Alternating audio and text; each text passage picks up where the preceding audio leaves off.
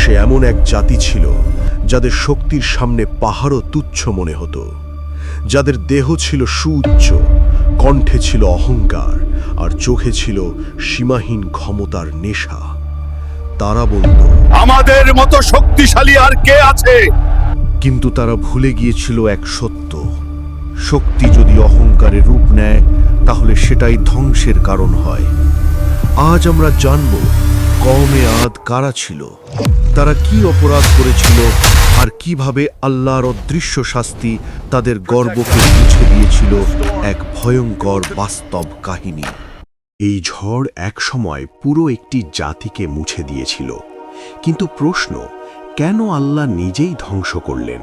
এই ধ্বংসস্তূপ এক সময় ছিল শক্তির প্রতীক। এই জাতির নাম ছিল কওমে আদ।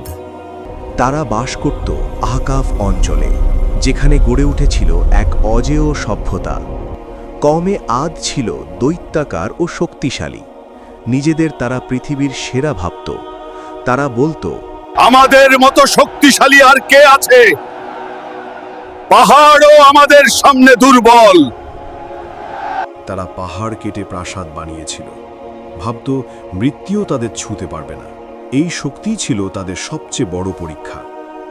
কিন্তু তারা সেই পরীক্ষায় ব্যর্থ হয়। তারা আল্লাহকে ভুলে গেল, নিজেদের বানানো মূর্তিকেই প্রভু বানালো। কিছু লোক বলল, এটা কি ঠিক হচ্ছে? আমরা ভুল পথে যাচ্ছি না তো? সত্য বলার সাহস করলেই আমরা তাকে চুপ করিয়ে দিই। আল্লাহ তখনই আযাব পাঠাননি, তিনি আগে সতর্ক করতে চেয়েছিলেন। নবী হুদ আলাইহিসসালাম বললেন, হে আমার কওম, আল্লাহকে ভয় করো। এই শক্তি চিরদিন থাকবে না। এটা আমাদের অহংকারে আঘাত করেছে। আমরা কারো ভয় করি না। তুমি আমাদের শক্তি দেখোনি। আমি সতর্ক করে দিলাম, এরপর যা হবে তার দায় তোমাদের। তারা হেসে উড়িয়ে দিল, নবীর সতর্কতাকে তামাশা বানালো। কিন্তু তারা খেয়াল করল না, বাতাস তখনই বদলাতে শুরু করেছিল। প্রকৃতি সংকেত দিচ্ছিল, কিন্তু মানুষ তখনও অন্ধ ছিল। দেখো, এটা তো বৃষ্টি। আমরা নিরাপদ। কিন্তু পরের দিন যা ঘটেছিল তা পুরো ইতিহাস মুছে দিয়েছিল। নবী বললেন, হে আমার কওম, আল্লাহর কথা শুনো। এই শক্তি চিরকাল থাকবে না। আমরা ভয় করি না।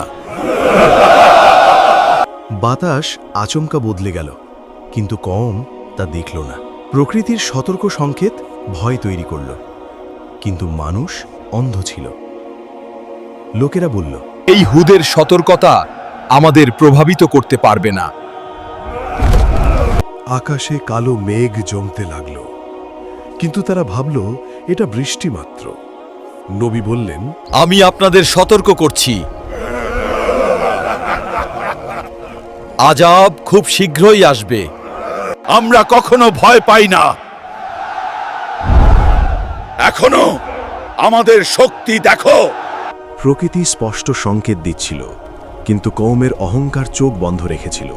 তারা বলল, দেখো, কোনো ঝামেলা নেই, আমরা নিরাপদ। আমি আল্লাহর কাছে সাহায্য চেয়েছি, তাদের জন্য রহমতের আশা রেখেছি। ফালতু কথা, আমরা নিরাপদ। আকাশ আরো কেমন অন্ধকার হলো। এবার প্রকৃতির গর্জন স্পষ্ট। স্যান্ডস্টর্ম শুরু হলো, কিন্তু কওম ভাবল এটা স্বাভাবিক ঝড়। নবী বললেন, আমি শান্ত এবং দৃঢ়। আমি জানি আযাব আসছে সত্যি। লিডাররা প্রথমবারের মতো ভয় অনুভব করল, কিন্তু অহংকার তখনও শক্ত। জনতা ভয়ে কেঁপে উঠল। ধ্বংসের আগে তারা বুঝতে শুরু করল।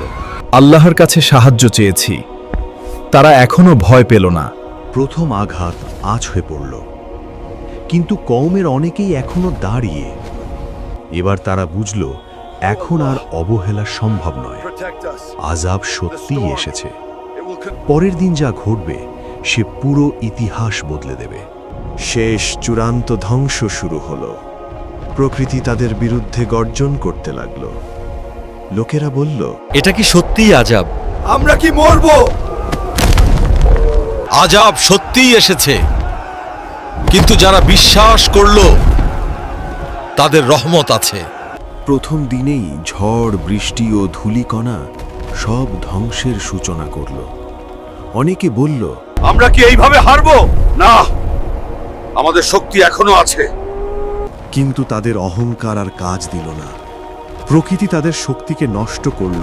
অনেকে বলল, এটা অবিশ্বাস্য, আমরা মরছি।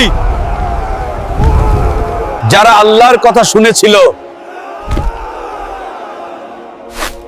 তারা নিরাপদ। সকল প্রাসাদ ও মূর্তি ধ্বংস হতে লাগলো। কৌমের অহংকার পুরোপুরি মিলিয়ে গেল। লোকেরা বলল, আমাদের শক্তি কোথায়? সব শেষ হয়ে গেল। চূড়ান্ত ধ্বংস সব দিকেই। এখন আর কোনো আশা নেই। নবী বললেন, আজাব আল্লাহর পক্ষ থেকে সতর্কবার্তার পর এসেছে। সেই দিন কওমে আদ চিরতরে বিলীন হল। অতীতের অহংকার আর শক্তি শেষ। হুদ আলাইহিসসালাম ও যারা বিশ্বাস করেছিল তারা নিরাপদ ছিল। সাবাক, অহংকারের শেষ খুব দুঃখজনক। মানুষদের কাছে সতর্কবার্তা স্পষ্ট। নবী বললেন, যারা অনুরোধে ফিরে আসবে তারা পাবে আল্লাহর রহমত। কিন্তু যারা অহংকারে অন্ধ ছিল তাদের ভাগ্য শূন্য। পুরো পৃথিবী দেখল আদের শক্তি কিছুই নয়। এই শিক্ষা চিরকাল মনে রাখো। অহংকার সর্বদা ধ্বংস আনে। সতর্ক হও, বিশ্বাস রাখো।